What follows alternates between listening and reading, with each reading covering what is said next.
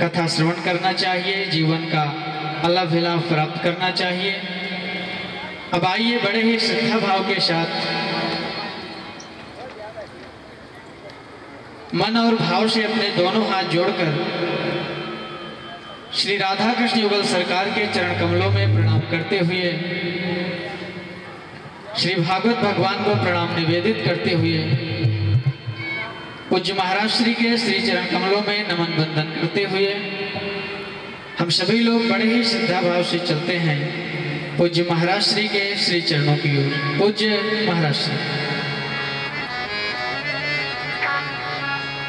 बोलिए श्री वृंदावन बिहारी देव जी महाराज की जय।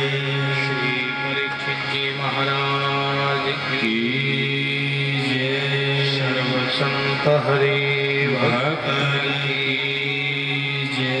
जय जय श्री राम, जय जय श्री राम। ओम श्री गणेशाय नमः। श्री गुरुचरण कमलेभ्यो नमः। श्री सरस्वत्यै नमो नमः। वंशी विभूषितकरान्नवनीरदाभा पीताम्बरादरुणबिम्बफलाधरोष्ठा पूर्णेन्दुसुन्दरमुखादरविन्दनेत्रा कृष्णात् पदं किमपि तत् त्वमहं न जाने। कृष्णात् परं किमपि तत् त्वमहं न जाने। वरहापीडं नटवरवपुः कर्णयो कर्णिकारम् बिभ्रद्वासः कनककपिशं वैजयन्तीं च मालाम् रन्ध्रान् वेणोरधरसुधया पूरयन् गोपवृन्दैः वृन्दारण्यं स्वपदरमणं राविशदगीतकीर्तिः। वृन्दारण्यं स्वपदरमणं राविशदगीतकीर्तिः। यः स्वानुभावमखिलश्रुतिसारमेत मध्यात्मदीप मतितितीर्षतान्तमोऽन्धम् संसारिणां करुणयाः पुराणगुह्यं तं व्याससूनुमुपयामि गुरुं मुनीनाम्। तं व्याससूनुमुपयामि गुरुं मुनीनाम्। भक्त भक्ति भगवंत गुरु चतुर्नाम बपु एक, तिनके पद वंदन किए सही विघ्न अनेक। इनके पद वंदन किए सही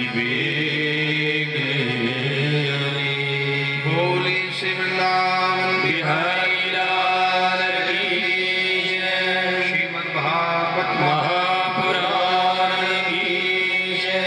श्री सुखदेव जी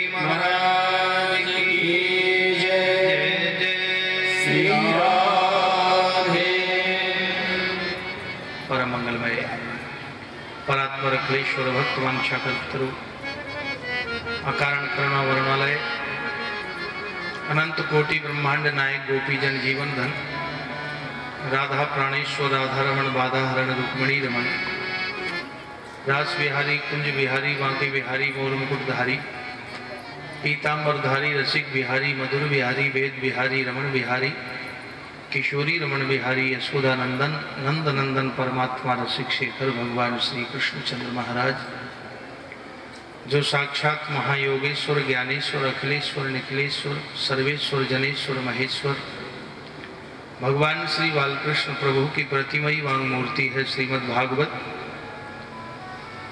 जो साक्षात सर्वश्रेयस्करी सर्वसिद्धि प्रदायिनी क्लेश हारिणी हरि ही विहारिणी, जो भव सागर तारिणी, जो जगत जननी जगत जीवनी जगत धारिणी जगदोद्धारिणी, जो निखिलेश्वरी सर्वेश्वरी जनेश्वरी महेश्वरी, जो अध्यात्म विद्या आत्म विद्या परा विद्या ब्रह्म विद्या स्वरूपा श्रीमद् भागवत।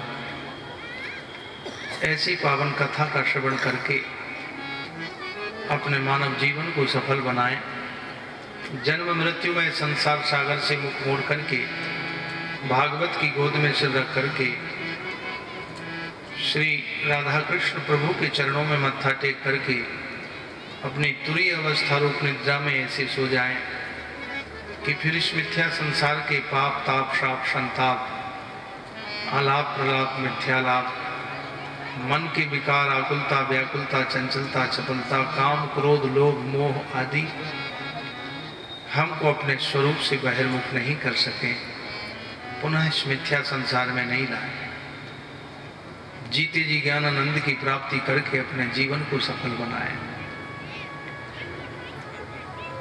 श्रीमद् भागवत के उरोधरों से पयोधरों से झरता हुआ निर्झरता हुआ पायपान करके मज्जन करके ज्ञाता के कृतकृत्य पुण्य यथार्थ हो जाए, प्राप्तव्य हो जाए।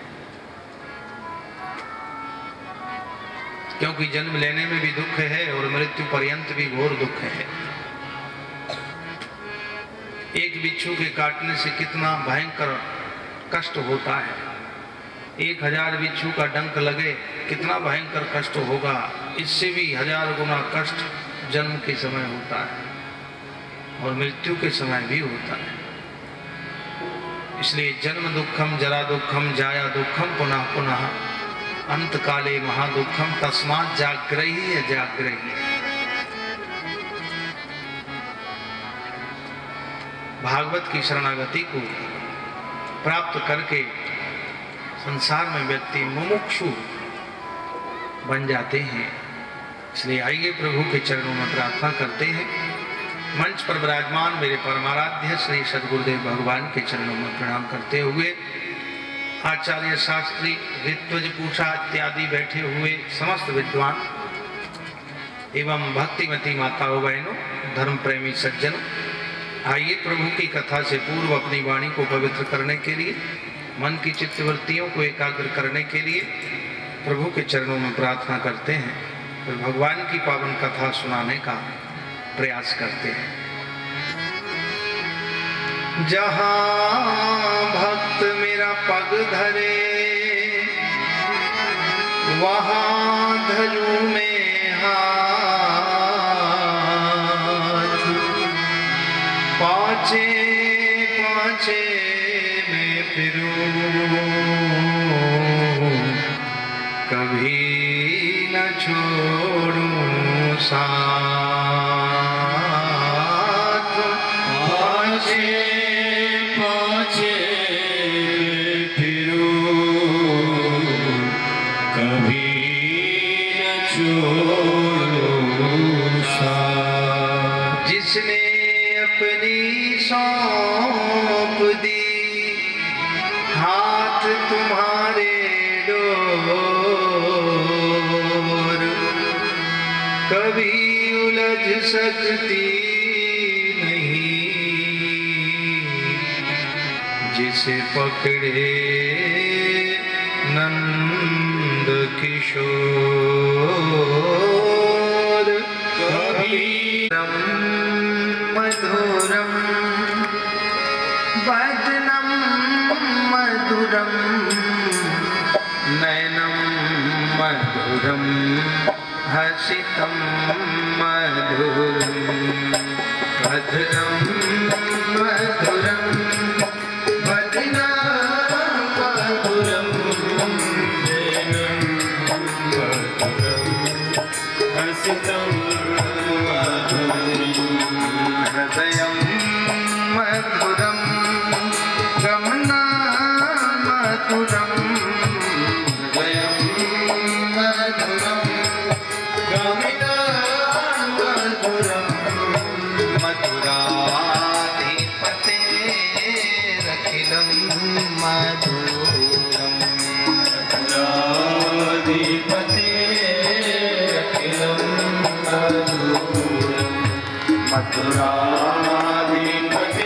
मधुराधिपतेरखिलं मधुरं वचनं मधुरं शरीरं मधुरं वचनं मधुरं वलितं मधुरं मधुरं शरीरं मधुरं मधुरं वनिता मधुरं चलितं मधुरं रमिता मधुरं चलितं मधुरं रमिता मधुरं मधुराधिपतेरखिलं मधुरं मधुराधिपतेरखिलं मधुरं मधुराधिपतेरखिलं मधुरं वेणुर्मधुरो रेणुर्मधुरा पाणिर्मधुरा पादौ मधुरौ वेणुर्मधुरा रेणुर्मधुरा पाणिर्मधुरा पादौ मधुरा नित्यं मधुरं सख्यं मधुरं नित्यं मधुरं सख्यं मधुरं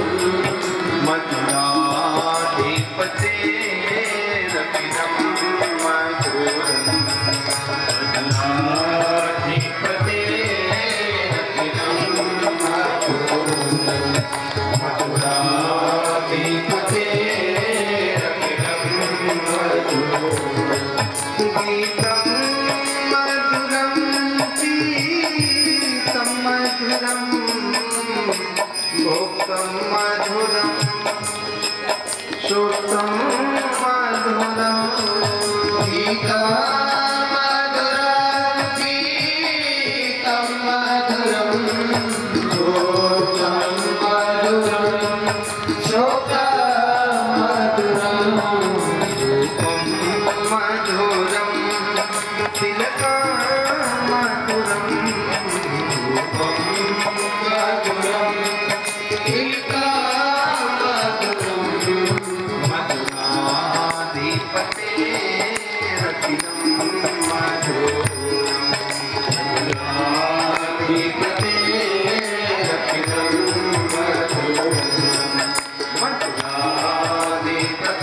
मधुराधिपतेरखिलं मधुरं हरिणं मधुरं तारिणं मधुरं हरिणं मधुरं स्मरणं मधुरं हरिणं मधुरं तारिणं मधुरं हरिणं मधुरं स्मरणं मधुरं अमितं मधुरं शमितं मधुरं अमितं मधुरं शमितं मधुरं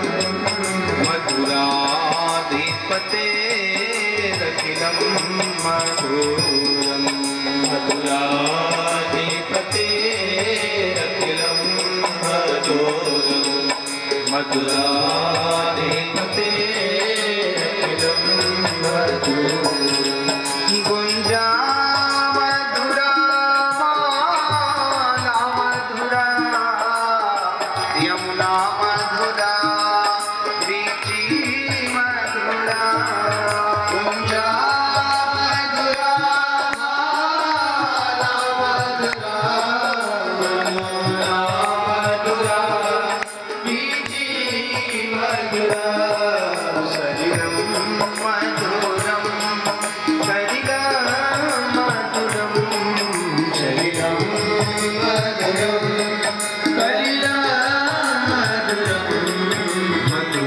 मधुराधिपते रतिरं मधुरं मधुराधिपते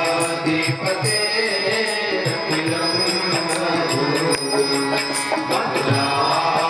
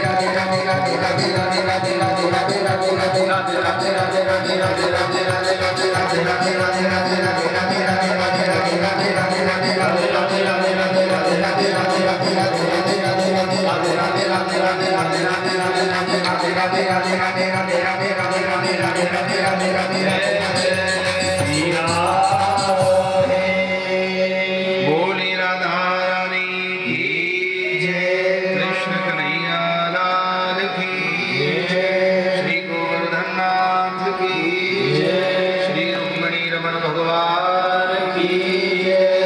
जय जय श्री राम। द्रवहु सुदशरथ अजीर बिहारी,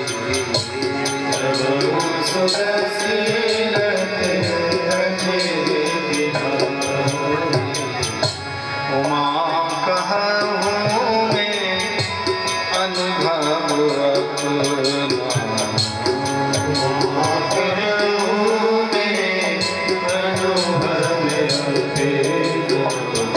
सत हरि भजन जगत सब सपना, हरि भजन जगत सब सपना, सत हरि भजन जगत सब सपना। कल सायंकाल के पूर्व प्रसंग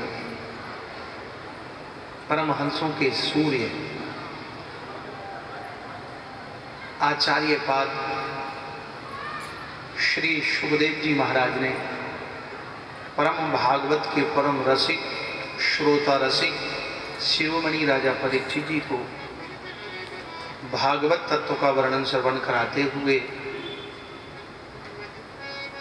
भगवान के गोवर्धन महोत्सव की कथा सुनाई।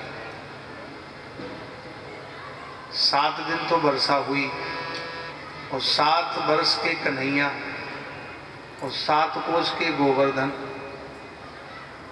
वृंदावन से गोवर्धन 7 कोस, मथुरा से गोवर्धन 7 कोस, बरसाने से गोवर्धन 7 कोस।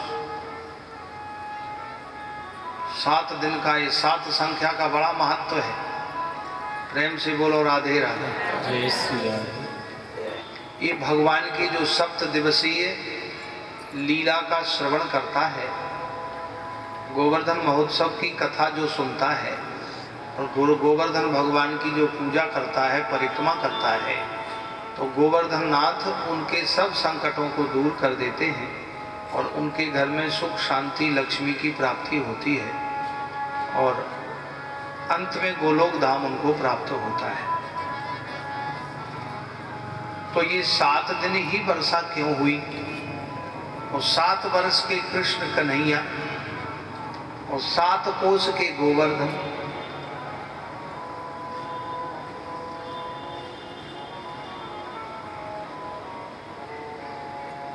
संगीत में भी 7 स्वर होते हैं, बार भी 7 होते हैं, 7 बार। सप्तपुरी, अयोध्या, मथुरा, माया, काशी, कांची, अवंतिका, पुरी, द्वारावती, चैवा सप्तैते मोक्षदायका। ये 7 पुरियों का दर्शन करना, सप्तपुरियों में स्नान करना, दान करना, ये मोक्ष का प्रदाता होता है। तो भगवान श्री कृष्ण ने 7 वर्ष के होकर के और 7 दिवसीय लीला करके मानो ये संकेत किया है कि जो मेरी ये 7 दिन की लीला का श्रवण करेगा, मेरी परिक्रमा करेगा, पूजन करेगा, वो त्रिकुटी के चक्कर से मुक्त होकर के मेरे परम धाम को पहुंच जाएगा। तो ये त्रिकुटी 7 से बनी है,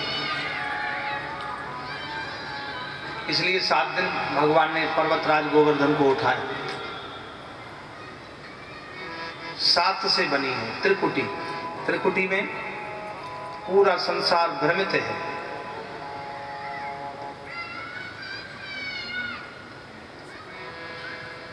अंतःकरण चतुष्टय, मन बुद्धि चित्त अहंकार, ये अंतःकरण चतुष्टय है। और 3 गुण, सतोगुण, रजोगुण, तमोगुण।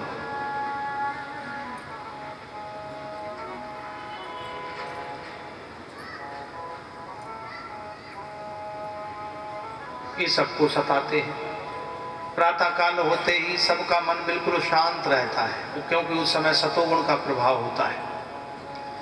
और दोपहर में रजोगुण आता है, वो भी सबको सताता है।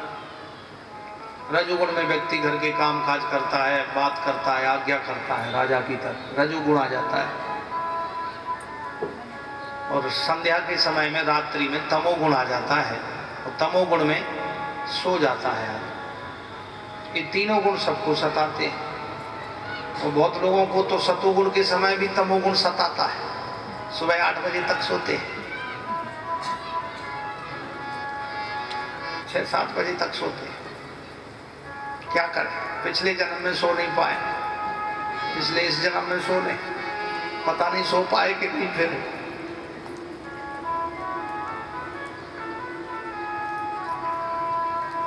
अन्न का कण और जीवन का क्षण जीवन में कभी व्यर्थ न जाए, क्योंकि ये बहुत मूल्य है। सबसे बड़ा शत्रु मानव का जीवन का आलस्य है। आलस्य ही मनुष्याणाम शरीरस्तु महारिपुः। सबसे बड़ा शत्रु आलस्य है। और आलसी व्यक्ति को विद्या आ जाए, नहीं आ सकती। आलस्य कुतो विद्या अविद्यस्य कुतः सुखम।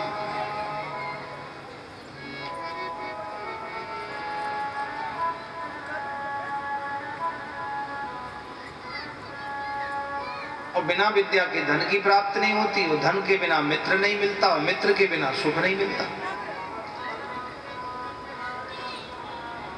तो ये तमोगुण सबको सताता है। तीनों गुण और अंतःकरण चतुष्टय, मन, बुद्धि, चित्त, अहंकार। मन सबका चलायमान हो जाता है, कभी स्थिर हो जाता, कभी चंचल भागता रहता है। फिर बुद्धि में भी विक्षिप्तता, बुद्धि भी विचलित होती है कभी कभी। कभी किसी की बुद्धि सद्बुद्धि रहती है, कभी दुर्बुद्धि होती है। कभी कभी वो दुर्बुद्धि के द्वारा साथ में ही, अपने ही घर में ही, किसी को पता ना लगे और उल्टा सीधा काम कर देता है। जब पकड़ा गया, फंस गया, तब घर वालों को पता लगा। वो दुर्बुद्धि के साथ काम कर रहा था। और सद्बुद्धि के साथ रहे तो घर से कभी बाहर अलग नहीं जा सकता। कोई भी काम करे तो घर वालों को पहले बताता है। तो ये बुद्धि भी विचलित हो जाती है कभी कभी किसी की। चित्त, ये 4 से अंतःकरण चतुष्टय बनता है। मन, बुद्धि, चित्त, अहंकार। तो मन और बुद्धि, अब तीसरा नंबर है चित्त का। चित्त में भी विक्षिप्तता हो जाती है। कभी कभी ध्यान में आया, कहीं साइकिल चलाता जा रहा है, चित्त उसका और कहीं है, साइकिल चलाता जा रहा है, उसका घर निकल गया, वो आगे चला गया। ध्यान आया, अरे मैं पता नहीं कौन सी चित्त में लगा था, हमारा चित्त कहाँ लगा था, घर तो मेरा पीछे रह गया। चित्त में भी हलचल हो जाती है। मन, बुद्धि, चित्त। चौथा है अहंकार। ये भी आ जाता है इंसान को, अरे मैं किसी से कम नहीं, वो पिट गया तो गम नहीं। बोले मेरे पास क्या कमी है, बोले पैसा है, साधन है, बड़ी बड़ी गाड़ियां हैं, बच्चे हैं, नौकर चाकर हैं, काम बढ़िया चल रहा है, हमें किसी की क्या दरकार। ये अहंकार भी आ जाता है इंसान को कभी कभी। तो मन, बुद्धि, चित्त, अहंकार, अंतःकरण चतुष्टय और 3 गुण, सतोगुण, रजोगुण, तमोगुण। 4 और 3 7। इन 7 की निवृत्ति हो जाती है जब भगवान की शरणागति में जो व्यक्ति आ जाता है। तो भगवत शरणागति से ये त्रिकुटी से मुक्त हो जाता है, उसका अंतःकरण शुद्ध हो जाता है, और तीनों गुणों का उसके ऊपर प्रभाव नहीं पड़ता, और वो योगेश्वर नंद नंदन श्री कृष्ण की शरणागति में आके वो परम धाम को प्राप्त हो जाता है। इसलिए 7 दिन या 7 दिवसीय लीला का भगवान ने उदय किया, लीला रची, और ये लीला करके अपने भक्तों पर कृपा की है। अब इंद्र को क्रोध आया तो बारिश कराई। इंद्र ने देखा कि शुद्ध देसी घी का,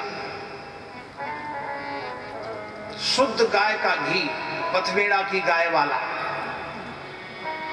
और इंद्र को खुशबू आ रही है कि ये तो शुद्ध घी के व्यंजन बन रहे हैं, मेवा बाटी, दाल बाटी चूरमा।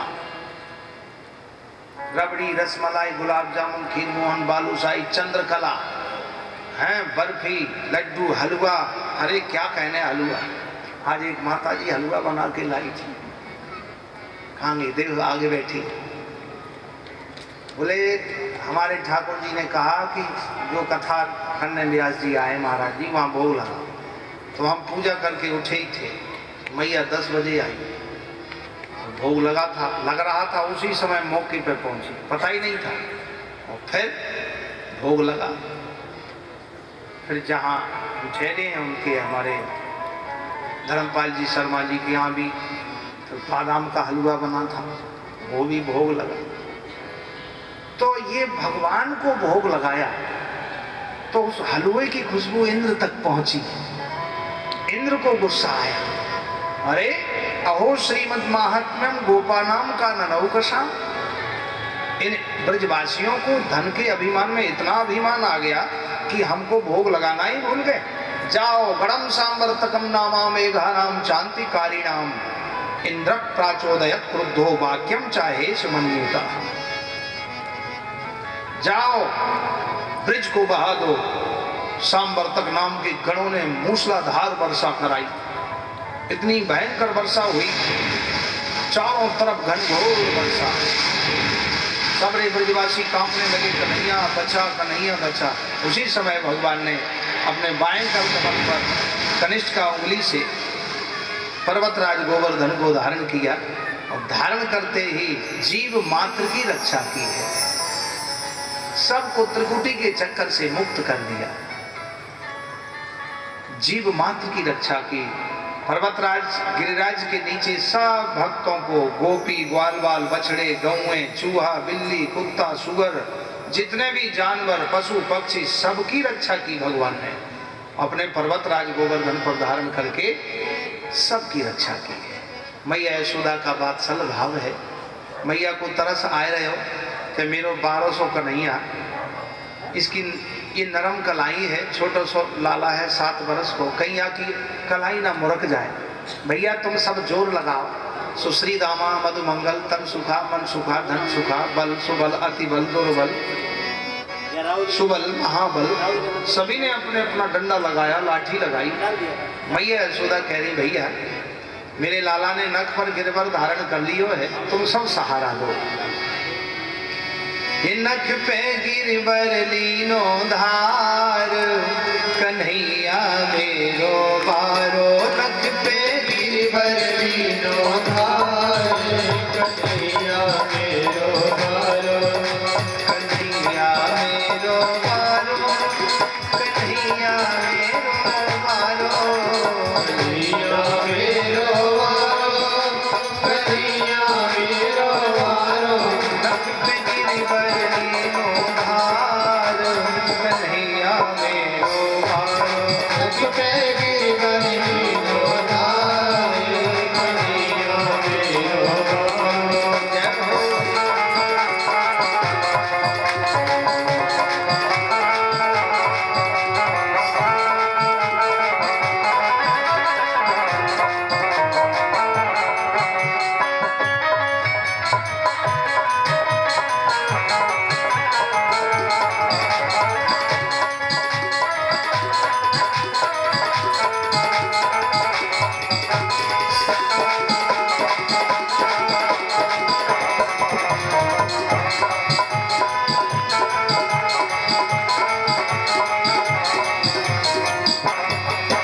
क्यों कहे जशोदा मैया निक जोर लगाओ मेरे भैया।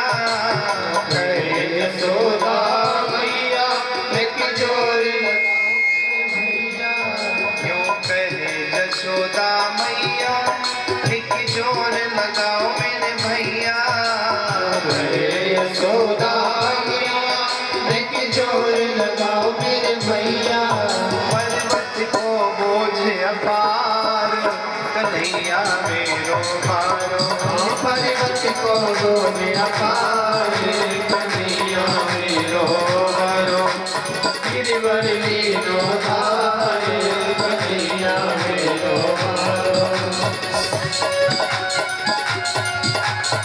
जय हो।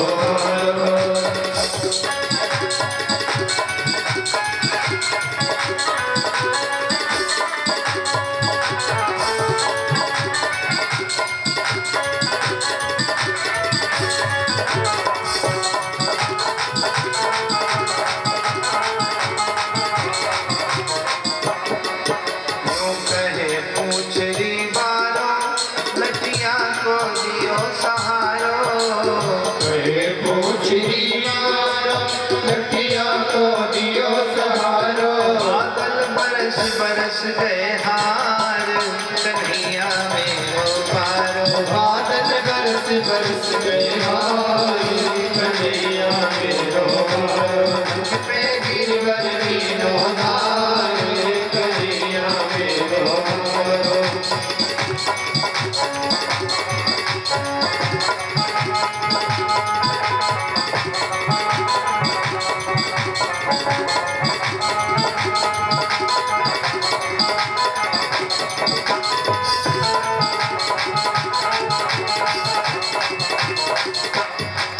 काला की नरम कन्हैया कहीं उड़क न जाए बाकी पैया काला की नरम कन्हैया कहीं उड़क न जाए बाकी पैया एक किलो झेले कैसे भार कन्हैया मेरो बारो नकिले की बरलीनो दार कन्हैया मेरो बारो पे गिरवरलीनो धार कन्हैया मेरो पे गिरवरलीनो धार कन्हैया मेरो पे गिरवरलीनो धार कन्हैया मेरो।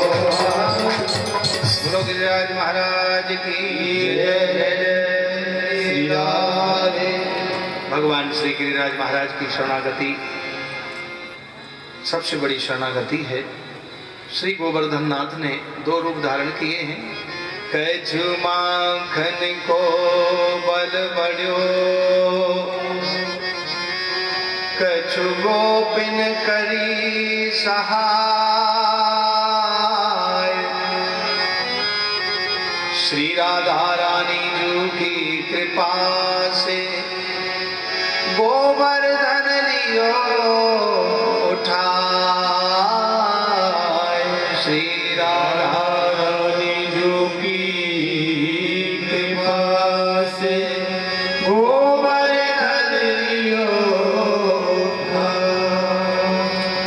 भगवान ने गोवर्धन धारण किया है। एक रूप से पूज रहे भगवान ने दो रूप धारण किए। एक रूप से मां यशोदा के साथ पूजा कर रहे हैं और एक रूप से पर्वतराज गोवर्धन पर विराजमान है। एक रूप से पूज रहे एक से रहे पूजाए सहस्र भुजा फैलाए कर मांग मांग के खाए सहस्र भुजा फैलाए कर मांग मांग के खाए। भगवान सभी ब्रजवासियों से जो भी मैया यशोदा 56 भोग बना के लाई हैं आनय आनय आनय आन्य और गांव का नाम पड़ गया। इस प्रकार भगवान ने अपनी दिव्य गोवर्धन लीला के द्वारा सभी भक्तों की रक्षा करी, सभी भक्तों को दर्शन दिया। तो गिरिराज महाराज की शरण में जो जाते हैं, जो परिक्रमा लगाते हैं, भगवान श्री गिरिराज उनके मनोरथ पूर्ण करते हैं। उनका नाम है गोवर्धन। गोवर्धन का मतलब है गो माने इंद्रिय और वर्धन माने इंद्रियों का वर्धन। जो गिरिराज गोवर्धन की परिक्रमा करते हैं उनकी चलायमान इंद्रियों का वर्धन हो जाता है और उनके मन बुद्धि चित्त अहंकार सब भगवान में लग जाता है।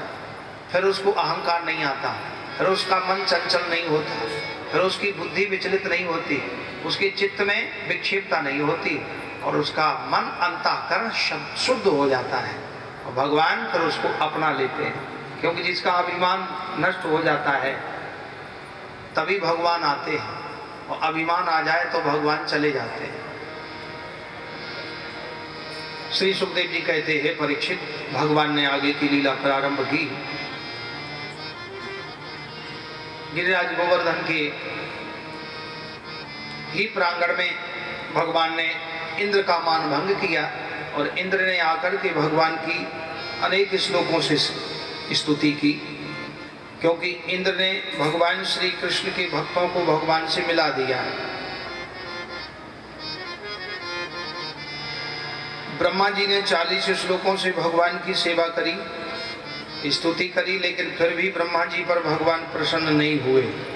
लेकिन इंद्र ने केवल मात्र 10 श्लोकों से स्तुति की भगवान की। 10 श्लोकों में ही भगवान प्रसन्न हो गए। इंद्र ने 10 श्लोकों से ही क्यों की? बोले इसलिए कि 5 ज्ञानेंद्रिय 5 कर्म इंद्रिय 10 होती है। एक एक इंद्रिय के द्वारा एक एक श्लोक का गायन किया इंद्र ने और भगवान के चरणों में प्रार्थना की।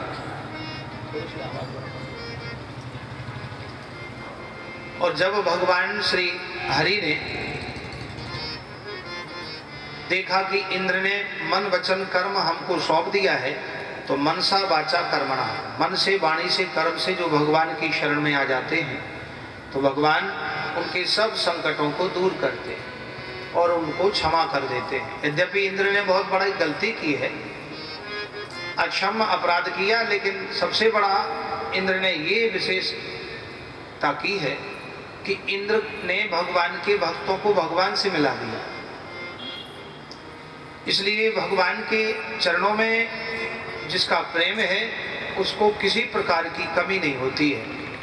गलती करने पर भी भगवान क्षमा कर देते हैं और इंद्र ने गलती की लेकिन क्षमा कर दिया। ब्रह्मा जी ने भी गलती की लेकिन ब्रह्मा जी को क्षमा नहीं किया। क्यों? क्योंकि ब्रह्मा जी ने भगवान के भक्तों को भगवान से अलग कर दिया था, भगवान से अलग कर दिया था। इसलिए भगवान के भक्तों से जो भगवान को अलग कर देता है तो भगवान उस पर रुष्ट हो जाते हैं, और जो भगवान के भक्तों को भगवान से मिला देता है, जो जोड़ता है, भगवान उस पर हमेशा कृपा करते हैं, हमेशा कृपा करते हैं। इसलिए भगवान की कथा में, भगवान के धार्मिक कार्यों में जो बढ़ चढ़ के भाग लेते हैं और जो लोगों को जोड़ते हैं और सत्संग करते हैं, भगवान उन पर और ज्यादा कृपा करते हैं। इसलिए ब्रह्मा जी पर भगवान क्रोधित रहे, क्योंकि ब्रह्मा जी ने भगवान के वत्सों का अपहरण कर लिया, ग्वाल वालों को चुरा ले गए। और इंद्र ने भले ही गलती की लेकिन भगवान के ग्वाल वालों को, बछड़ों को, गऊओं को, सबको मिला दिया, सब पर्वत के नीचे खड़े हैं। तो भगवान कहते हैं जो हमसे हमारे भक्तों को मिला देता है मैं उससे हमेशा खुश रहता हूँ, हमेशा कृपा करता हूँ। इस प्रकार इंद्र ने कृपा करी। इंद्र के चरणों में जो है समस्त भक्तों ने प्रणाम किया, लेकिन इंद्र ने भगवान श्री हरि के चरणों में प्रणाम किया और इंद्र ने प्रार्थना की है, हे प्रभु नमस्तुभ्यं भगवते पुरुषाय महात्मने वासुदेवाय कृष्णाय सात्वतां पतये नमः। सात्वतां पतये नमः। गिरिराज भगवान का पूजन करने के लिए सुरभि गाय आई है। कृष्ण कृष्ण महायोगिन, कृष्ण कृष्ण महायोगिन, विश्वात्मन विश्वसंभव, भवता लोकनाथेन सनाथा समयच्युता, सनाथा वयच्युता। सुरभि गाय है। गोवर्धने धृते शैले आसाराद रक्षिते ब्रजे, गोलोकादा व्रजत कृष्णम सुरभि शक्र एव च। सुरभि गाय आई और आकर के सुरभि ने प्रणाम किया भगवान को और अपने चारों थनों से दूध की धार से अभिषेक किया है। इसलिए भगवान श्री गिरिराज महाराज की शरणागति से सारी संपन्नता, सारे सुख हमें प्राप्त हो जाते हैं। सुरभि गैया को भगवान ने वरदान दिया कि हे सुरभि, अब हम ब्रजमंडल में लीला करने के लिए आए हैं, तो अब हमेशा हम तुमको अपने साथ रखेंगे और तुम्हारा दुग्धपान करेंगे और तुम्हारे इस दिव्य शरीर में हम 33 कोटि देवता निवास करेंगे। इस प्रकार से भगवान ने गौ माता में 33 कोटि देवता निवास करते हैं। कौन सी? देसी गाय है, विदेशी गाय में नहीं। विदेशी तो गाय नहीं कहलाती है, उसको विदेशी पशु कहते हैं। वो दूध के उत्पादन के लिए पैदा किया गया है, उसका नाम है विदेशी पशु। और एक संत तो कहते ये जो है आंटी जी हैं, हाँ बोले, अंग्रेजी में जो है आंटी जी कहते हैं। तो बोले ये विदेशी पशु में जो इसका दूध है ये गुणकारी नहीं है, क्योंकि इसको जो बनाया गया कोई ब्रह्मा जी की सृष्टि में नहीं है। विदेशी पशु ये तो आदमी ने बनाया है। जैसे आदमी पैसा बनाता है और पैसा फेल कर देता है, ऐसे ही ये पशु भी पैसे जैसा ही है, जब तक चले सो चले, नहीं तो फेल। अंग्रेजों ने विचार किया कि ज्यादा दूध का उत्पादन कैसे हो बिक्री के लिए। तो ज्यादा दूध का उत्पादन करने के लिए उन्होंने सभी पशुओं को मिश्रण किया। तो सभी पशुओं का मिश्रण करते करते वो जो है रिसर्च करते हैं। तो परीक्षण करते करते उन्होंने जब सुअर को और गधा का मिश्रण किया तो सुअर और गधे को मिलाकर के ये पशु बना, विदेशी पशु जिसका दूध पतला होता है और कोई स्वाद नहीं होता है। और देसी गाय का आप दूध पिएंगे तो उस दूध में इतनी मिठास है, इतना गुण है, बहुत गुण है। और इस विदेशी पशु के दूध में रोगों की क्षमता ज्यादा है, रोगों से लड़ने की क्षमता नहीं है, रोग ज्यादा पैदा करते हैं। इसलिए इस दूध का उत्पादन दूध बेचने के लिए किया गया। लेकिन विदेशी लोगों ने भारत में इस नस्ल को किया कि भारतीय लोग इस दूध को पी के कमजोर हों, बीमार हों, इसलिए वो दिया गया। लेकिन अपनी जो देसी नस्ल है भारत देश में 250 प्रकार की नस्ल है, उनमें से बहुत पहले से ही खा गए, बेच गए। अब करीब 35 प्रकार की नस्ल बची है, जिसमें से साहिवाल नस्ल है, गिरी नस्ल है और काठियावाड़ है, अनेक नस्ल हैं, देसी गाय हैं। तो उन देसी गायों में 33 कोटि देवता हैं और उनके गाय के दूध में बड़ा गुण है, किसी प्रकार का रोग नहीं आता, बीमारी नहीं आती और बच्चों को पिलाने से उनकी बुद्धि तेज होती है। लेकिन अब इतनी गैया कहाँ से आवे, गाय को खिलाना तो होता नहीं और गाय का दूध चाहते हैं, तो कैसे मिलेगा? गाय को खिलाओ तब दूध मिलेगा। तो इस प्रकार से देसी गाय की बड़ी महत्वता है। तो सुरभि को भगवान ने आशीर्वाद दिया, वरदान दिया कि तुम्हारे इस दिव्य शरीर में, तुम्हारी प्रजाति में संपूर्ण 33 कोटि देवता निवास करेंगे। इसलिए गौ माता के अंग में 33 कोटि देवता हैं, 33 कोटि देवता है। तो बोले महाराज ये 33 कोटि देवता कैसे आ जाएंगे गाय के शरीर में? तो एक बार ये हुआ, समस्त 33 कोटि देवताओं ने विचार किया। भगवान श्री ब्रह्मा जी ने विचार किया कि प्रभु जब धार्मिक कार्य होता है तो धार्मिक, एक गौवंश पुराण की कथा आपको बताएं। तो एक दिन विचार हुआ कि महाराज जब यज्ञ होता है या कोई विशेष अनुष्ठान होते हैं, रुद्र महायज्ञ है, विष्णु महायज्ञ है, लक्ष्य चंडी है, लक्ष्य चंडी होती है, तो 1 लाख पाठ होते हैं। तो उसमें सभी देवी देवताओं का आवाहन किया जाता है। तो जब पहले आवाहन करते थे, जब सबको निमंत्रण दे दिया, इसके बाद यज्ञ होता था, तो एक यज्ञ करने के लिए 2 साल लग जाते थे। 33 करोड़ जगह जा जा के सबको निमंत्रण देना। तो सभी देवताओं ने, ऋषि मुनियों ने प्रार्थना करी भगवान नारायण से, विष्णु भगवान से कि हे प्रभु आप ऐसी कृपा करो कि एक का पूजन करने से 33 कोटि देवताओं का पूजन हो जाए और ये धार्मिक कार्य होने लगे। तो भगवान नारायण से प्रार्थना कर ही रहे थे। हजारों करोड़ों ऋषि मुनि, ब्राह्मण, ब्रह्मादिक देवता। तो भगवान श्री हरि विष्णु ध्यान कर रहे थे, तो अचानक भगवान श्री हरि विष्णु के श्री अंग से दिव्य श्वेत वर्ण, शुक्ल वर्ण की गाय का उदय हुआ मस्तिष्क से। और उस गौ माता को भगवान श्री हरि नारायण ने प्रकट किया। तो सामने गौ माता प्रकट हो गई। बोलिए गौ माता की। अब भगवान श्री नारायण ने प्रसारण मंत्री से कहा, प्रसारण मंत्री है श्री नारद जी, सूचना प्रसारण मंत्री, नारद जी से कहा जाओ अपनी वायु के वेग से सबको निमंत्रण दे के आओ कि आप गौ माता का उदय हुआ है, गौ माता के अंग अंग में सब देवताओं का 33 कोटि देवताओं का स्थान नियुक्त किया जा रहा है। तो ब्रह्मा विष्णु महेश ये भी आए, एक ब्रह्मांड में एक ब्रह्मा एक विष्णु एक शंकर हैं। ऐसे ऐसे भगवान नारायण के रोम में 1 करोड़ ब्रह्मांड है, एक रोम में इतना विस्तार है भगवान विष्णु का।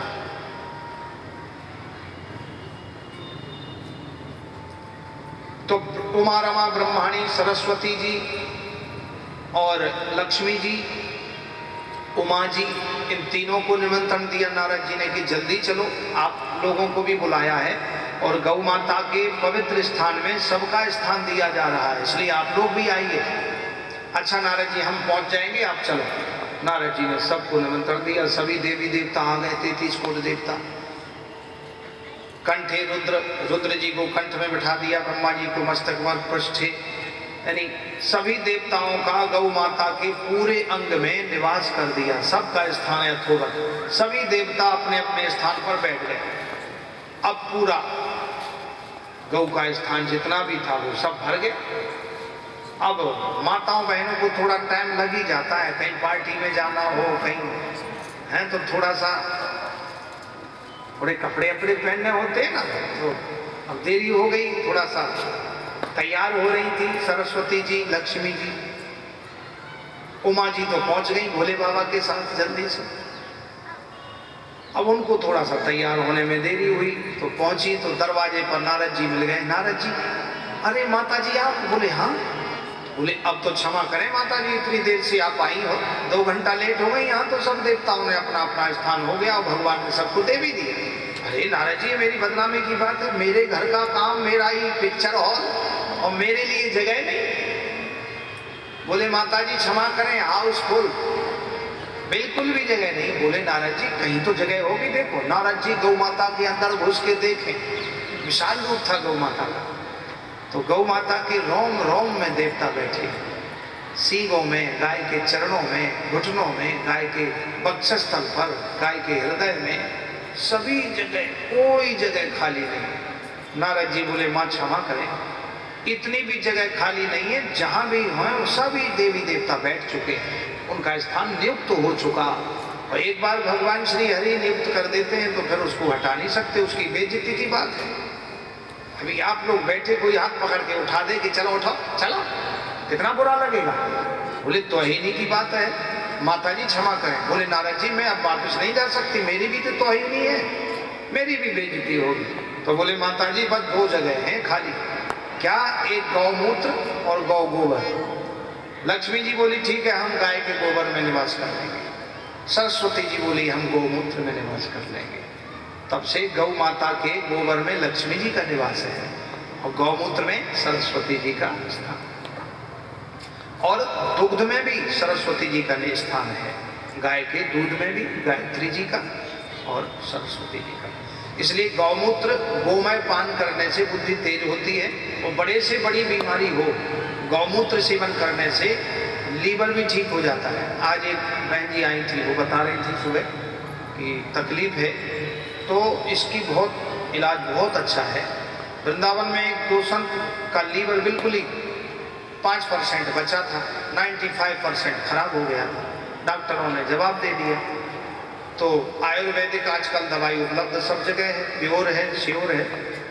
तो उन्होंने बताया कि 3 टाइम ये गौमूत्र सेवन करो।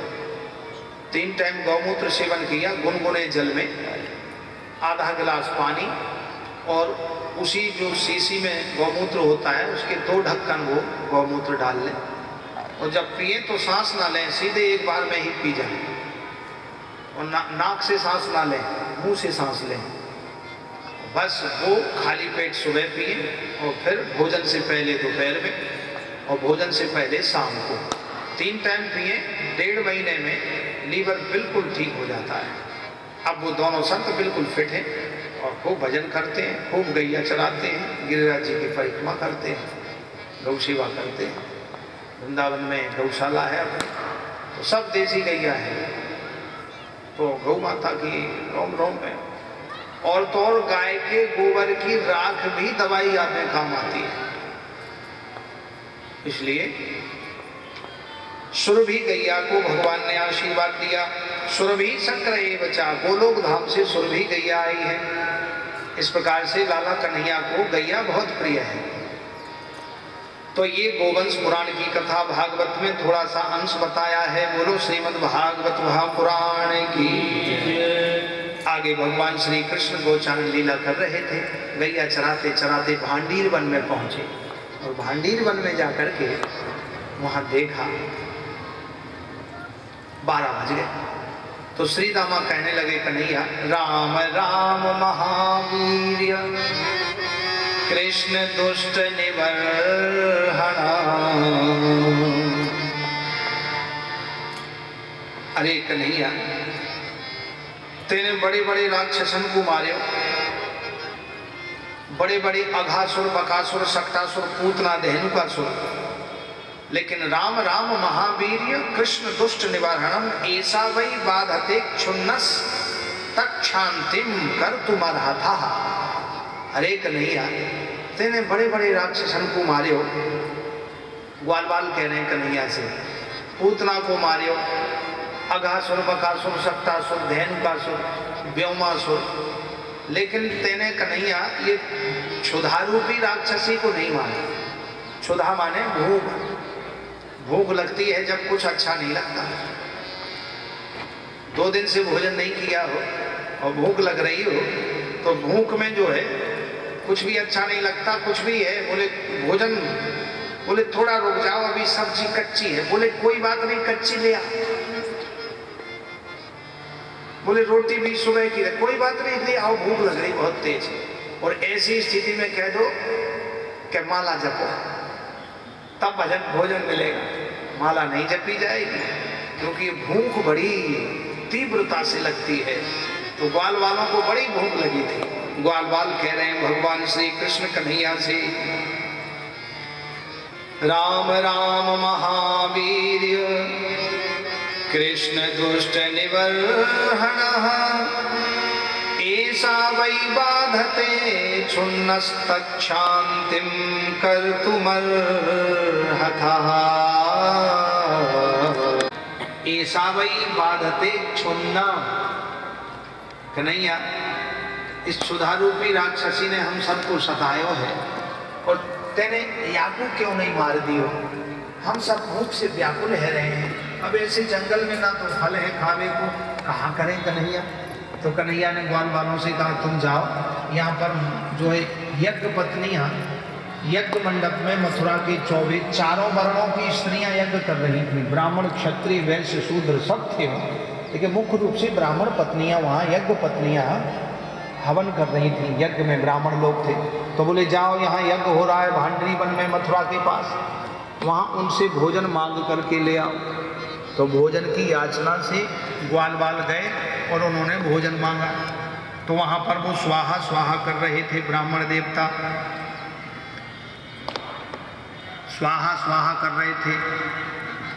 इंद्राय स्वाहा, ब्रह्मणे स्वाहा, विष्णवे स्वाहा, रुद्राय स्वाहा। ग्वाल वालों ने कहा भोजन दे दो, भोजन दे दो, कोई ने नहीं सुना। बेचारे 1 घंटे बाद वो वापस आ गए। कन्हैया से कहा कन्हैया हमें तो कछु मिलो ही ना। क्यों? बोले भोजन किससे मांगा? बोले ब्राह्मणों से। बोले वाह। बोले ब्राह्मणों से मांगा। अरे दूध गैया देती है कि बैल देता है? दूध तो गैया देती है। बोले तो ब्राह्मण पत्नियों से कहते हैं, यज्ञ पत्नियों से कहते हैं। दूध तो गैया मैया देती है, बैल थोड़ी देता है। श्री गोपाल विलास में लिखा हुआ है, श्री काशी कलापाचार्य जी ने गोपाल विलास में लिखा है, बाल लीला के गोचारण पर्व में, पूरे बैल दूध नहीं देते हैं भैया, दूध देते हैं मित्रों गैया,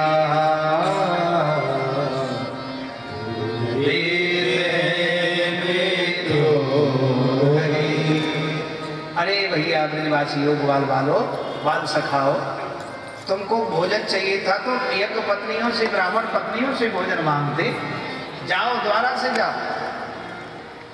अब वो गए और यज्ञ पत्नियों से जाकर के कहा कि भगवान श्री कृष्ण गैया चराने भांडीर बनने आए हैं और वो भोजन मांग रहे हैं, हम सब भूखे हैं। अच्छा बोले तुम लोग चलो, हम आ रही हैं। उन यज्ञ पत्नियों ने स्वर्ण मंडित थालों में रबड़ी, बालूशाही, मेवा बाटी, मोहन थाल, गुलाब जामुन, रसमलाई, 56 भोग थालों में सजा करके और रेशमी वस्त्रों से सुंदर ढक करके शुद्धता से, बड़े भाव से, और वो श्रद्धा पूर्वक भगवान को लेके गई है।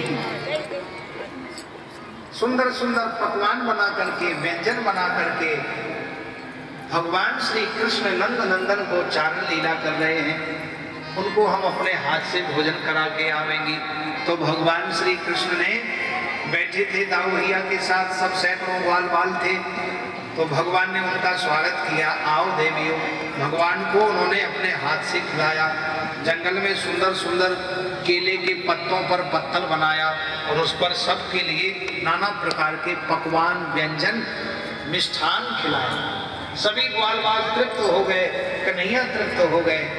अब भगवान बोले कि हे देवियों, तुम्हारी भक्ति से हम प्रसन्न हैं। तुमने हमारे लिए अपनी लोक रीति का परित्याग करके और अपना सारा संसार का सब कुछ मोह त्याग करके और हम सबको भोजन कराया, हमारी आत्मा को तृप्त किया।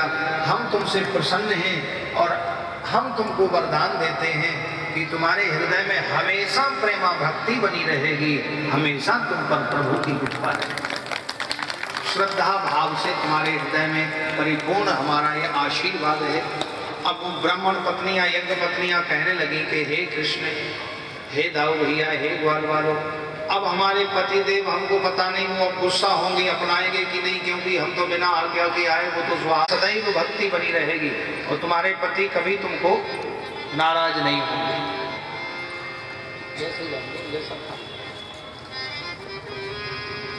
तो यज्ञ पत्नियों ने जाकर के वापस जाके वो अपने थाल लेकर के गई हैं और थाल लेकर के उन्होंने यज्ञ मंडप में जाकर के, ब्राह्मण देवता इंतजार कर रहे थे। पूर्णाहुति में अर्धांगिनी का होना बहुत जरूरी होता है।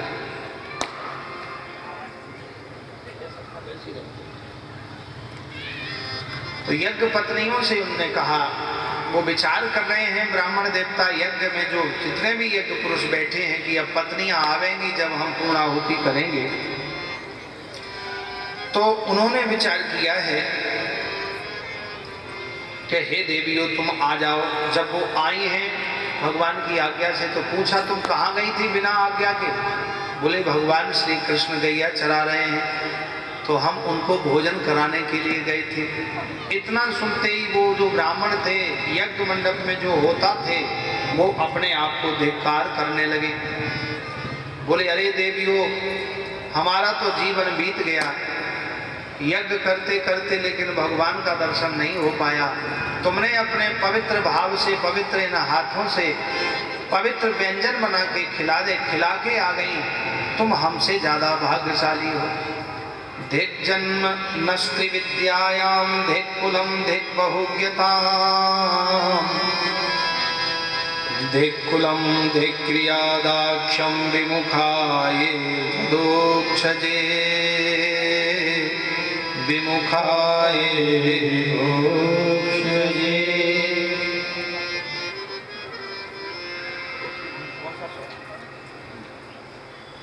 तो धिक्कार है इस जीवन को। बोले हमको बड़ा धिक्कार है। धिक् जन्मनस्ति विद्यायां, धिक् कुलं धिक् बहुज्ञताम्, धिक् कुलं धिक् क्रियादाक्ष्यं विमुखाये त्वजोक्षजे, विमुखाये त्वजोक्षजे। नूनं भगवतो माया योगिनामपि मोहिनी, यद्वयं गुरवो नृणां, स्वार्थे मुह्यमहे द्विजाः।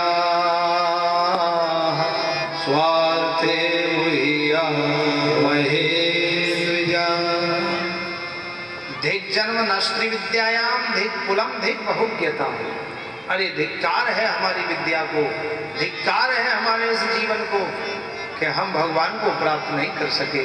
हे देवियों, तुम धन्य हो, अच्छा हुआ तुम यहाँ से जाके भगवान को अपने हाथों से खिला के आई हो। हमारे भी वो पुण्य हो जावे कि भगवान हमें भी दर्शन देवे। उन यज्ञ पत्नियों ने भगवान से पुनः वहीं खड़े होकर प्रार्थना की कि हे प्रभु, हमने सच्चे मन से आपको भोग लगाया हो, सच्चे मन से आपके लिए पकवान बनाए हो, तो इस यज्ञ मंडप में प्रकट होकर हमारे पतियों को भी दर्शन दीजिए। भगवान प्रकट हो गए, ग्वाल बालों के सहित दर्शन दे दिया। बोलिए गोविंद भगवान की जय। कहने लगी भगवान श्री कृष्ण नैनों में समाये हुए हैं और वो ऐसा प्रेम का दर्शन करा के गए हैं, ऐसा प्रेम रस पिला दिया है कि अब वो यज्ञ में स्वाहा कर रही हैं तो अग्नि में भी कृष्ण दिखाई दे रहे हैं। यज्ञ मंडप के खंबे खंबे में कृष्ण का दर्शन हो रहा है। ये एकाग्रता है। नैनन में श्याम समाये गयो, मोहे प्रेम को रोग लगा।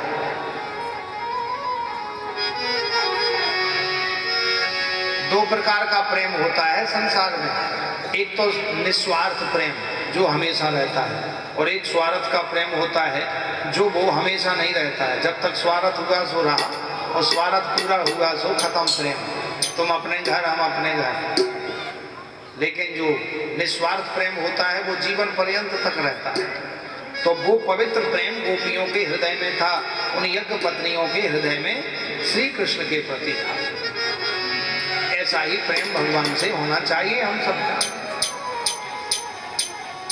नैनन में श्याम समाये गो, मोहे प्रेम को रोग लगाए गो।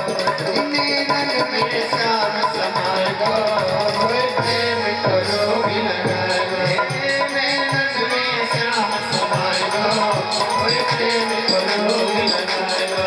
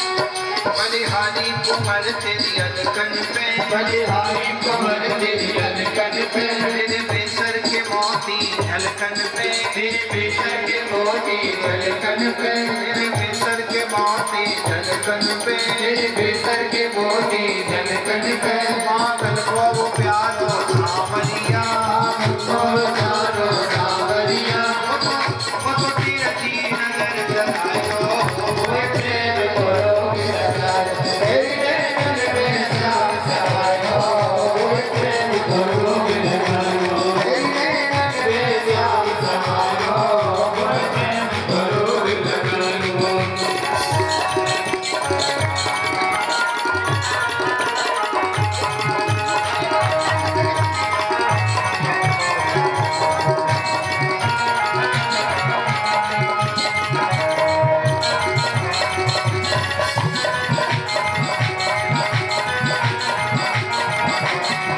पागल को वो प्यारो नंदलाला, पागल को प्यारो नंदलाला, पागल को वो प्यारो नंदलाला, पागल को प्यारो नंदलाला, दीवाने भये या के सब ग्वाला, दीवाने भये अति संगवाला, दीवाने भये या के सब ग्वाला, दीवाने भये अति संगवाला, अरे वो तो मधुर मधुर रस गाएगा, प्रेम करोगे लगारो, ये नैनन में श्याम समायो, प्रेम करोगे लगारो, ये नैनन में श्याम समायो, प्रेम करोगे लगारो, ये नैनन में श्याम समायो, प्रेम करोगे लगारो, ये नैनन में श्याम समायो, प्रेम करोगे लगारो, प्रेम करोगे लगारो, प्रेम करोगे लगारो।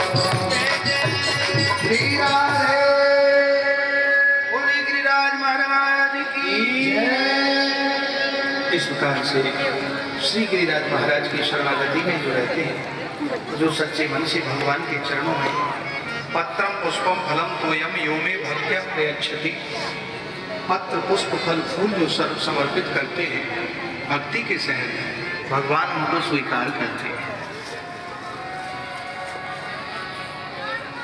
यज्ञ मंडप में जो ब्राह्मण बैठे थे वो अपने आप को कहने लगे कि धन्य है देवी और तुम्हारी कृपा से हमें भी दर्शन हो गए।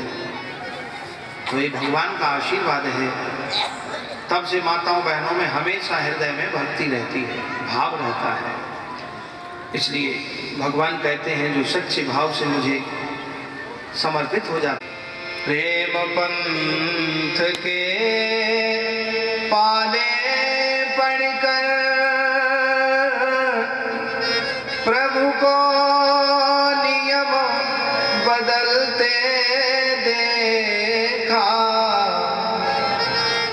अपना मान भले टल जावे पर भक्त का मान न टलते देखा,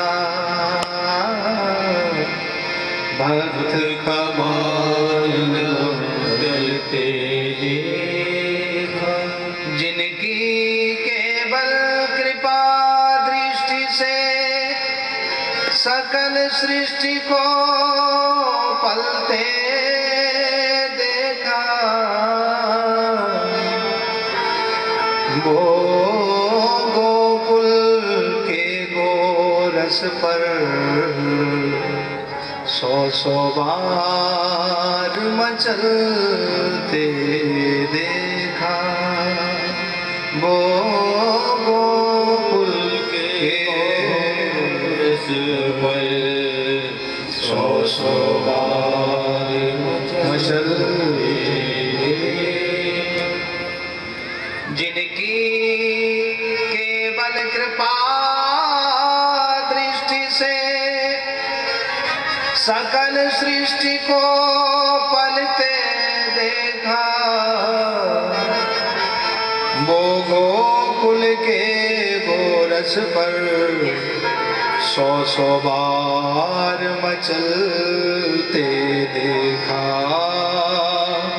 वो गोकुल गोरस पर सौ बार मचलते देखा। वसूलित होकर के परमात्मा भक्तों के मनोरथ पूर्ण करते हैं। इसलिए प्रभु की शरणागति, भगवान कहते हैं कि जो संपूर्ण मुझ में समर्पित हो जाता है मैं उसके लिए भी संपूर्ण समर्पित हो जाता हूँ। आगे श्री सुखदेव जी कहते हैं, परीक्षित, गोवर्धन महोत्सव के पश्चात प्रभु ने आज पहली बार बांसुरी बजाई है। एकादशी का व्रत है। समस्त प्रजांगनाओं का प्रभु ने बांसुरी बजा करके आवाहन किया। श्री सुखदेव जी कहते हैं, परीक्षित, नंद बाबा भी एकादशी का व्रत करते हैं। एकादशी का व्रत किया है नंद बाबा ने, क्योंकि समस्त ब्रजवासी एकादशी का व्रत करते हैं। एकादश्याम निराहारा समभ्यर्च्य जनार्दनम् स्नातुं नन्दस्तु कालिन्द्या द्वादश्यां जग माविशद द्वादश्यां जग माविशद। एकादशी का दिन है। समस्त ब्रजवासियों ने एकादशी का व्रत किया है। नंद बाबा भी एकादशी का व्रत करते हैं और एकादशी का व्रत करते समय द्वादशी के दिन समस्त ब्रजवासियों को पारायण कराते हैं नंद बाबा द्वादशी का। तो एकादशी के बाद द्वादशी में भोजन इत्यादि कराते हैं, ब्राह्मणों को भोजन कराते हैं। तो उस दिन नंद बाबा 3:30 बजे से पहले ही जमुना जी में स्नान करने चले गए। 2 बजे वरुण के दूत उनको पकड़ करके ले गए और जैसे ही पकड़ करके ले गए, नंद बाबा ने कहा, भैया हमको क्यों ले जा रहे हो, क्या बात है? अरे बोले, तुमने रात्रि में स्नान करके वरुण देवता का अपमान किया। वरुण देवता सो रहे थे, तुमने अपमान किया है। चलिए, हाथ पैर बांध करके उनको डाल दिया। इधर सुबह हो गया, 11 बज गए, 12 बज गए, अभी तक बाबा नहीं आए। कन्हैया से कहा, मैया यशोदा ने, लाला जा तो रे, अब तक तेरे बाबा ना आए, पतो ना कहाँ बैठे हैं, इन्हें चिंता ना है कछु। ब्राह्मण आ गए हैं, इनको भोजन कराना द्वादशी का, एकादशी के बाद द्वादशी का भोजन कराना, दक्षिणा देनी, तैयारी सब है।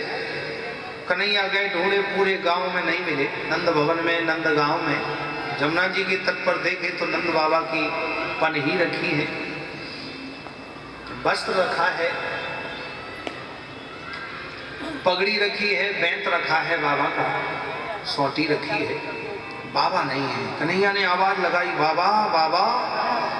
वरुण लोक तक वो आवाज पहुंची, बाबा नहीं मिले। भगवान कूद पड़े जमुना जी में और वरुण लोक में जाकर के समस्त वरुण देवताओं ने भगवान का अर्चन वंदन किया, स्तुति की। उनको बिठाया। वरुण देवता को थोड़ी सांत्वना तो हुई, लेकिन महाराज बोले, आगमन कैसे हुआ आपका? बोले, आगमन इसलिए हुआ है कि हमारे बाबा को तुमने बांध के रखा है। अब इधर नंद बाबा सोच रहे हैं, देखने में तो लग रहा है जैसे मेरा कन्हैया है, कपड़े भी मेरे कन्हैया के जैसे ही है, बांसुरी भी मेरे लाला कन्हैया जैसी ही है, लेकिन कन्हैया नहीं है। यदि मेरा कन्हैया होता तो यहाँ कैसे आता? ये तो भगवान है, इसकी तो किन्नर गंधर्व सभी देवता पूजा करें, ना जाने ये हो सकता मेरे कन्हैया जैसा ही ये भगवान है। तब तक बात कर ही रहे थे। नंद बाबा बंधे पड़े हुए थे, बंधनों में बंधे थे। भगवान सिंहासन से कूद करके गए और नंद बाबा को बंधन से मुक्त कर दिया। नंद बाबा की आंखों से आंसू बहने लगे, धन्य है रे कन्हैया, अब तक तो मैं तो को अपना बेटा समझता था, अब तक तो मैं अपना पुत्र मानता था, तू तो जगत पिता है, तेरी तो वरुण देवता भी पूजा करें, 33 कोटि देवता तेरे चरणों में पड़े हैं, धन्य है कन्हैया। इस प्रकार से वरुण देवता ने उनका स्वागत किया। नंद बाबा को जमुना जी के तट पर लाके वस्त्र धारण करा करके पुनः नंद भवन में गए। सभी ब्राह्मणों को भोजन कराया, ब्रजवासियों को भोजन कराया, जय जयकार हुई, दक्षिणा दी। नंद बाबा ने यशोदा मैया के सहित मिलकर के नाना प्रकार की सामग्री प्रदान करी। अब सब जब भंडारा हो गया, अनुष्ठान भोजन प्रसाद हो गया, तब सब ब्रजवासियों के बीच में नंद बाबा ने बताया, भैया आज तो मैंने एक बहुत बड़ा अचंबा देखा। क्या बाबा? बोले भैया जी कन्हैया है ना जी, हमारो कन्हैया ये साक्षात भगवान है। अरे या की तो पूजा वरुण देवता करें, वरुण लोक में या की जय जयकार हो गए। भैया ये तो साक्षात ब्रह्म है भगवान। अब ग्वाल वाल कहने लगे, कन्हैया तेने अपने बाबा को वरुण लोक के दर्शन कराए दिए, हम सबको वैकुंठ के दर्शन करा। कन्हैया बोले भैया तुम लोग ग्वाल बाल सखाओ, तुम रहने दो, तुम कहाँ करोगे दर्शन करके। बोले ना कन्हैया अब हम तेरी तरफ ना आए, अब हम सब तोते अलग है गए, तू अपने बाबा को ही दिखावो चाहे, हमें सब ना दिखाई सके अपनो वैकुंठ वरुण लोक। अच्छा ठीक है ब्रजवासी वल्लभ ग्वाल वालो, चलो मेरे साथ जमुना जी के तट पर चले। नेत्र बंद करो। नेत्र बंद किए और जैसे ही देखा तो सब ग्वाल वाल वरुण लोक में पहुंच गए। वरुण लोक में जैसे ही पहुंचे तो वहां पर भगवान श्री कृष्ण ऊंचे सिंहासन पर बैठे हैं और दोनों तरफ सभा लगी है, उसमें सब ग्वाल वाल बैठे हैं और भी सैनिक सिपाही बैठे, बड़े बड़े राजा बैठे। और ग्वाल वाल कोई किसी से बोलता नहीं, बिल्कुल शांत बैठे, शांत चुपचाप बैठे। कन्हैया भी किसी की तरफ नजर नहीं मिला रहे, ना अपने प्रिय सखा श्रीदामा की तरफ, ना मधुमंगल की तरफ, किसी की तरफ नहीं बात कर रहे हैं। श्रीदामा बोला, कन्हैया ए मधुमंगल भैया यहाँ तो कोई काउथे बोले ना है, ना जाने भैया यहाँ कैसे आए गए हम, यहाँ तो एक एक क्षण एक एक कल्प की तरह बीत रहा है और यहाँ तो ऐसे बैठे हैं भैया मधुमंगल जैसे काउ की गमी में आए हो, को काउथे बोले ही ना है। और जी कन्हैया भी ऐसे बैठे हो जैसे हमारा दुश्मन होए, ना तो नजर मिलावे ना बोले। भैया वहाँ तो हमारे संग कन्हैया बैठे, हंसे खेले खावे कूदे गैया चरावे, या कि पीठ पर हम बैठे जी हमारी पीठ पर बैठे। यहाँ तो भैया ऐसे बैठे हो जैसे जाको और मेरा कोई नातो ही ना है, कोई रिश्तो ही ना है। कन्हैया कन्हैया तब तक दो सिपाही आए, हथियार तलवार इत्यादि लेके, ढाल तलवार है, सीधे बैठो, ये वरुण लोग वैकुंठ है, यहाँ विषमता नहीं होती है, शांत बैठिए। बेचारे फिर चुपचाप बैठ गए। थोड़ी देर बाद तो बैठे और फिर खुसुर फुसुर करने लगे, काना फूसी। भैया यहाँ तो ठीक ना लग रहा, भैया मेरा मन ना लग रहा, तन सुखा मन सुखा धन सुखा, बल सुबल अति बल, सब बोले भैया अब चलो यहाँ ना रहेंगे। तब तक दो सैनिक फिर आ गए और बड़ी जोर से डांटा, तुमको शर्म नहीं आती, ये वैकुंठ लोग हैं, महाराज बैठे हैं, महाराज के सामने बात करते हो, शांत बैठो। बेचारे फिर चुप हो गए। श्रीदामा को गुस्सा आए और नहीं रुका, तो भाग करके कन्हैया का चरण पकड़ लिया, तो ऊपर सिंहासन पर बैठे थे तो चरण पकड़ के हिलाया, कन्हैया मोमाऊ देख मैं हूँ श्रीदामा। अरे श्रीदामा बैठ जाए, ये वैकुंठ है, यहाँ कोई किसी से नहीं बोलता, बैठ जा। अरे बाढ़ में गया तेरा वैकुंठ। कन्हैया हमें तो अपने वृंदावन ले चल, कन्हैया जो सुख है वह ब्रज में, वो सुख तीनों लोक में ना है, हमें तो वहीं ले चल, हमें वृंदावन ले चल। कन्हैया वहां तो तू मोते बात करे बैठे, मेरे संग तू मेरी थाली में मेरी पत्तल पे भोजन करे, मैं तेरो जूठो खाऊं तू मेरो जूठो खावे। और यहाँ तो कन्हैया ऐसे तू बैठे हुए जैसे मेरो तेरो कछु रिश्तो ना है। इतना कह करके और श्रीदामा रोने लगा बड़ी जोर जोर से, सब रे ग्वाल बाल रोने लगे, कन्हैया हमें तो अपने वृंदावन ले चलो। अच्छा ग्वाल बालों नेत्र बंद करो, और जैसे ही नेत्र बंद किए तो पुनः ब्रज में आ गए। बोलो श्री वृंदावन ब्रजवासी उसी समय सब कहने लगे भैया अब तो ये बड़ा बड़ा दिव्य रूप है भगवान श्री कृष्ण का।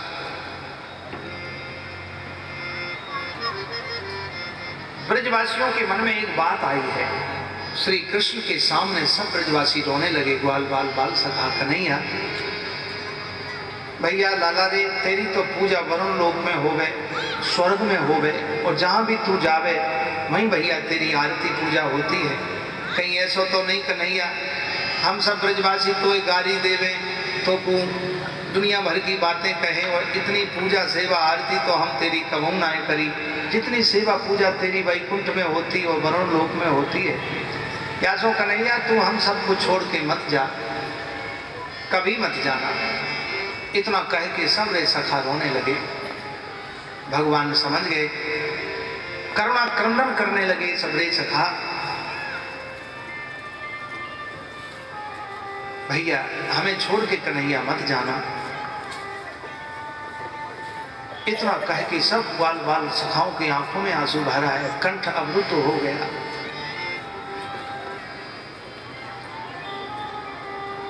भगवान श्री कृष्ण की आंखों में भी आंसू आ गए, क्योंकि भगवान के लिए जब भक्त रोता है तो भगवान भी रोते हैं। भगवान ने शपथ दी, उनको यकीन दिलाया, विश्वास दिलाया, भैया ब्रजवासियों, श्रीदामा, मधुमंगल, धन सुखा, मन सुखा, भैया तुम सबको छोड़ के हम कबहू ना जाएंगे, क्योंकि ब्रजवासी तो हमारे हृदय है, प्राण है। ब्रजवासी वल्लभ सदा मेरे जीवन प्राण, इन तज अनत न जाऊं मैं, मोहि नंद बाबा की